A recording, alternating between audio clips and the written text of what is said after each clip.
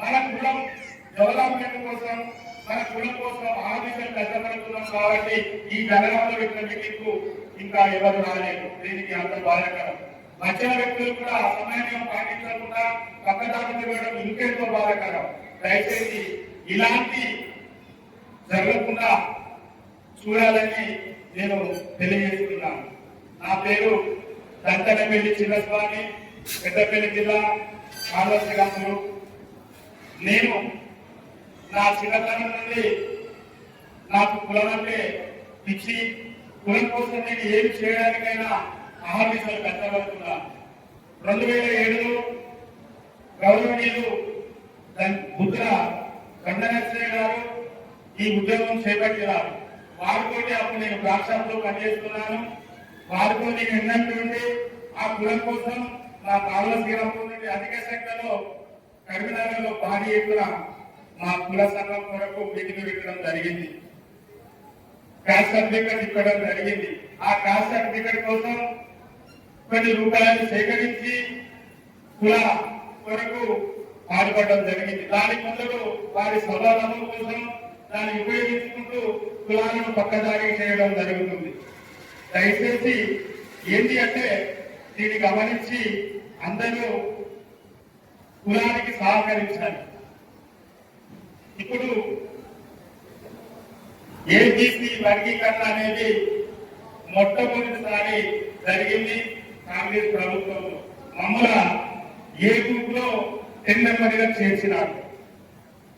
దానికోసం మేము హైదరాబాద్ కు మన రాష్ట్ర కమిటీ గారి ప్రధాన కార్యదర్శి వెంకటేష్ అన్న, వృషభన్న, నేను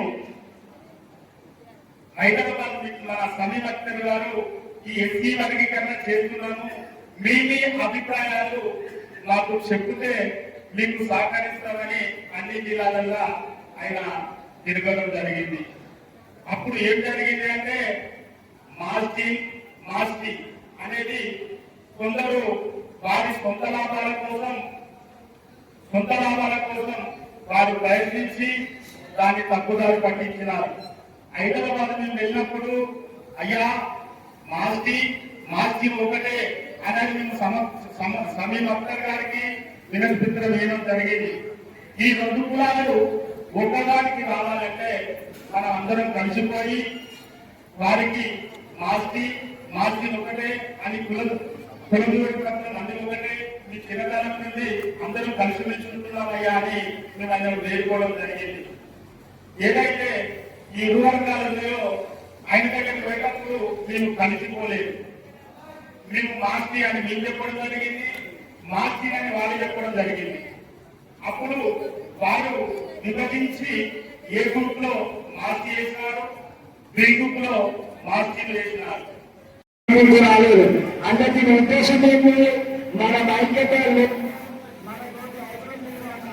తప్ప వాళ్ళకు ఏం లేదనేది ఈ రోజు ఖచ్చితంగా బాగా చెప్తున్నా. అదే అగ్రవర్ణ కులాలు ఏ మీటింగ్ పెట్టినా కూడా, అగ్రవర్ణ కులాలు ఏ చిన్న సమావేశం పెట్టినా కూడా అవి ప్రతి సామాన్యులు ఎమ్మెల్యేలు ఎంపీలు అందరూ ఉన్నప్పుడు ఈ రోజు ఇంతమంది జనాలు మనం ఉన్నప్పటికీ మన దగ్గరికి 4 సార్లు తిరిగినాక ఎమ్మెల్యే రాలే, 5 సార్లు ఇన్విటేషన్ ఇచ్చినాక ఎంపీ రాలే. అదే కారణం మన కులం అనేది గుర్తింపు రాలేదు. ఇక ముందైనా మన ఓటేసినప్పుడైనా మన సమర్థన తిరుగుతున్నప్పుడైనా ఖచ్చితంగా మనం ఆలోచించి మనం ఓటేసుకుంటే తప్ప ఇంకా మనం ముందుకు విషయం స్పష్టంగా అర్థమవుతుంది.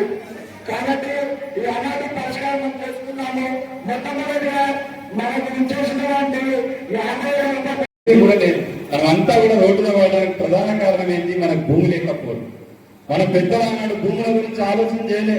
పాలేరుతానికి అలవాటు పడ్డాం. అక్కడ పని చేస్తే ఆ పటేలు ఏమని ఇస్తే తినడం మాత్రమే కానీ ఆ పటేల్ దగ్గర ఉన్నటువంటి దాంట్లో ఒక 2 ఎకరాలు 3 ఎకరాలు కొనే పరిస్థితి చేయలేదు. కాబట్టి ఇప్పటికైనా మిగులు భూములు జిల్లాలలో కేటాయించాలని మనం పోరాటం స్టార్ట్ చేయాలి.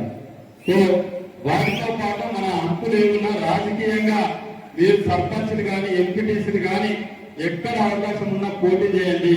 డబ్బు లేదని చెప్పి ఎక్కడ కూడా ఎంత పోకండి. వచ్చే ఒక్కనాడు కాకుండా ఇంకోనాడైనా మీరు ప్రజలతోటి మీరు అందరితో సత్సంబంధాలు పెట్టుకోండి. మీ ఒక్క కులమే కాదు, అక్కడ ఊళ్ళో ఉన్న అన్ని కులాలతో సత్సంబంధాలు పెట్టుకొని రేపు రాబోయే రోజుల్లో ఖచ్చితంగా మనల్ని అందరూ కూడా స్థానిక ఎన్నికల్లో నాయకులుగా తయారవుతారు. నాయకులు ఒక గ్రామంలో ఒక నాయకుడు ఉంటే ఆ గ్రామంలో ఉన్నటువంటి వాళ్ళందరి పిల్లలు కూడా ఎడ్యుకేషన్ వైపు కలుగుతారు. అక్కడ ఏ పథకం వచ్చినా మనోళ్ళకే దక్కుతుంది.